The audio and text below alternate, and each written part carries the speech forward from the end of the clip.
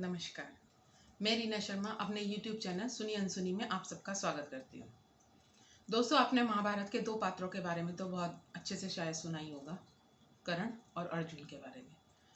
और ये भी कि इन दोनों को एक दूसरे से बहुत दुश्मनी थी। कर्ण अर्जुन को मार देना चाहते थे और अर्जुन कर्ण को। बहुत ही ज़्यादा इन दोनों में दुश्मनी थी। तो कोई लोगों को यही लगता है कि इनकी दुश्मनी इसलिए थी क्योंकि द्रौपदी के स्वयंवर में कर्ण का अपमान हुआ था और अर्जुन ने स्वयंवर में द्रौपदी को जीत लिया था। लेकिन जो इन दोनों की दुश्मनी है, ये इनकी इस जन्म की दुश्मनी नहीं थी, ये इनके पूर्व जन्म की दुश्मनी चली आ रही थी, जिसका जो अंत हुआ वो इस जन्म में हुआ। वो कैसे, उनमें क्यों दुश्मनी थी, क्या इसके पीछे का राज है, इसके पीछे की एक कथा है, पौराणिक कथा, उसके बारे में आपको बताती हूँ। जब एक बार विष्णु जी उसमें क्षीर सागर में लेटे हुए थे बहुत फुर्सत में, और ब्रह्मा जी उनके पास ही थे। तो विष्णु जी, जैसे दो लोग बात करते हैं, ऐसे विष्णु जी आराम से कह रहे थे कि मैं बहुत भाग्यशाली हूँ जो मुझे इस दुनिया का पालन करने का मौका मिला है और मैं इन सब का पालन कर पा रहा हूँ। तो ब्रह्मा जी को ये सुन के बड़ा आश्चर्य हुआ और वो मतलब गुस्सा ही आ गया कि मैंने ही पूरे ब्रह्मांड की उत्पत्ति की है, मैंने ही प्रत्येक जीव की उत्पत्ति की है। अगर मैं जीवों की उत्पत्ति ना करता तो तुम पालन किस चीज का करते। और इसी बात पे दोनों के बीच बहस बढ़ती चली गई कि मतलब मैं सर्वे सर्वा हूँ, मैं अगर ना होता, मैं उत्पत्ति ना करता तो विष्णु जी पालन ही किसका करते। ऐसे करके जब इन दोनों की में बहस बहुत बढ़ गई तो दोनों पहुंचे शिव जी महेश जी के पास। महेश जी के पास पहुंचे और उन्होंने अपनी अपनी बात बताई। तो जो महेश थे, शिव जी थे, उन्हें विष्णु जी की बात सही लगी कि उन्होंने तो अपने आप को ये कहा कि मैं भाग्यशाली हूँ कि मुझे पालन करने का मौका मिल रहा है। उसमें कहीं भी अहंकार नहीं है।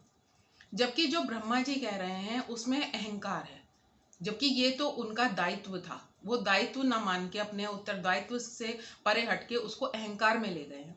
तो उन्होंने कहा कि इसमें सरासर गलती ब्रह्मा जी की है और वो अपने उत्तरदायित्व से हटके इसमें अहंकार ला रहे हैं। तो इस बात से ब्रह्मा जी को शिव जी पे बड़ा क्रोध आया। तो जब दोनों के अब वो वाली दुश्मनी, जो बहस पहले विष्णु जी और ब्रह्मा जी में चल रही थी, अब वो शिव जी में और ब्रह्मा जी में शुरू हो गई कि कौन गलत कौन सही। तो जब दोनों की ऊर्जा टकराई और बहुत गुस्सा हो गई तो इनसे, शिव जी से, एक राक्षस पैदा हुआ, काल भैरव जी पैदा हुए और उन्होंने उनका पांचवा सर, उनका महेश जी का, इनका ब्रह्मा जी का पांचवा सर अपने उससे काट दिया। तो अपने कटे सर को देखकर विष्णु, उनको, ब्रह्मा जी को इतना गुस्सा आया कि उन्होंने अपने माथे पे जो उनके पसीना आया था उस पसीने को धरती पर क्रोध में पटका और उससे एक असुर पैदा हुआ। तो जब क्रोध में थे तो शिव जी तो वहां से चले गए थे जब उनका पांचवा सर कटा। तो जब इन्होंने के गुस्सा आया, इन्होंने अपना उससे पसीने से एक राक्षस की उत्पत्ति करी जो 1000 कवच वाला था और उसका नाम था श्वेतज। तो उसको उत्पत्ति की और उन्होंने उसको महेश जी को, मतलब शिव जी को मार डालने के लिए कैलाश पर्वत भेजा। ये बात शिव जी को, शिव जी तो अंतर्यामी थे, उनको पता चल गई कि ब्रह्मा जी ने क्या किया है। तो इसका हल ढूंढने के लिए वो उन पे गए विष्णु जी के पास और उनसे कहा कि ऐसे ऐसे हुआ है।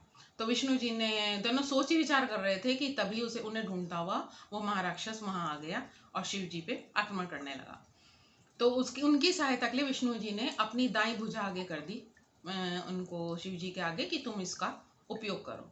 तो शिव जी ने उनके दाई भुजा पे अपने त्रिशूल को गाड़ा तो उसमें से रक्त की जो बूंदे टपकी, उसमें उन्होंने अपने जो त्रिनेत्र का जो ऊर्जा डाली, उससे एक 1000 भुजाओं वाला एक महाशक्तिशाली पैदा हुआ, 1000 भुजाओं वाला, जो उससे श्वेतज से लड़ने के लिए पूरी बराबर की टक्कर का था।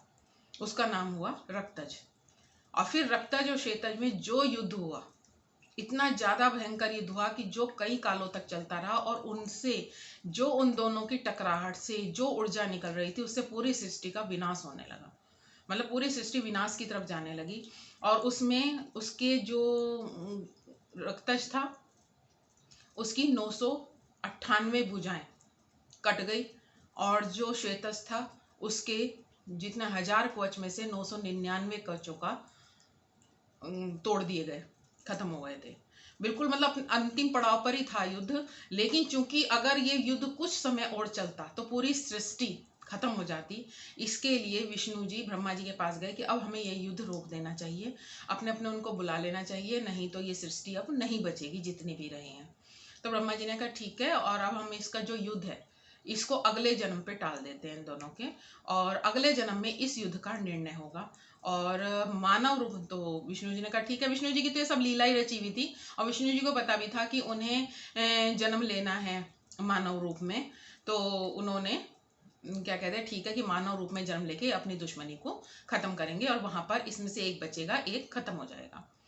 इसके बाद दोनों को रोक दिया गया और कहा कि अब जो भी है युद्ध, तुम अपने मानव रूप में जन्म लेके इसको खत्म करोगे। जो भी तुमने आपस में लड़ाई लड़ी है, इसका खात्मा, इसका जो अंतिम वो आएगा, रिजल्ट आएगा, वो अब तुम्हारे मानव रूप में जन्म लेने पे आएगा।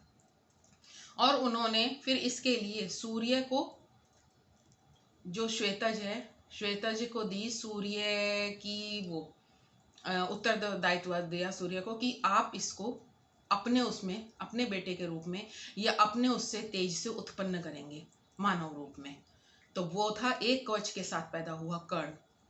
और जो रक्तज था वो 998 भुजाएं जिसकी कट गई थी, 2 भुजाएं रह गई थी, उसके लिए इंद्र को उत्तरदायित्व दिया गया कि आप उसके आपके पुत्र के रूप में वो जन्म लेगा। तो इंद्र ने मना कर दिया कि नहीं, जब आपने राम, विष्णु जी को कहा कि जब आपने राम रूप में जन्म लिया था तब आपने मेरे पुत्र बाली को का वध कर दिया था, तो अब मैं अपने पुत्र का वध करने के लिए उसको मानव रूप में जन्म नहीं दूंगा। तो विष्णु जी ने कहा कि नहीं, इस बार ऐसा नहीं होगा, अब की बार तुम्हारे पुत्र की हत्या नहीं होगी, उसका वध नहीं होगा। इस बार जो वध होगा वो सूर्यपुत्र का होगा। और इस प्रकार कवच को लेकर जो श्वेतज था सूर्यपुत्र में कर्ण रूप में जन्म लिए, और जो इंद्र के पुत्र के रूप में 2 भुजाओं के साथ अर्जुन ने जन्म लिया, यानी कि रक्तज ने।